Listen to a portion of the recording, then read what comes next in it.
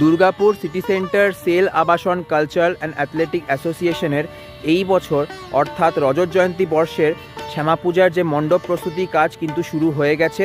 কদিন আগে খুঁটি পুজো নির্বিঘ্নে সুসম্পন্ন হয়েছে এবং আজকে দেখতে পাচ্ছি যে মণ্ডপ প্রস্তুতি কাজ কিন্তু শুরু হয়ে গেছে। সামনে কয়েকটা এখানে বাঁশের সমাহারও রয়েছে এবং এদিকেও দেখতে পাচ্ছি লাইটসের বেশ কয়েকটা এখানে স্ট্রাকচারস রয়েছে এবং তার সঙ্গে বিভিন্ন ডিজাইনস, কিছু ময়ূরের ডিজাইন রয়েছে, শিব পার্বতী, রাধাকৃষ্ণ, এরকম অনেক ডিজাইনস রয়েছে। এগুলোতে লাইটসের কাজ হবে। তবে যেহেতু 25তম বর্ষ, তাই মণ্ডপ এবং প্রতিমা উভয়তেই থাকছে বিশেষ চমক। কী চমক সেটা সময় সাপেক্ষ। আস্তে আস্তে যত দিন ঘনাবে তখন আরও আমরা বুঝতে পারবো জিনিসটা কীরকম হতে চলেছে।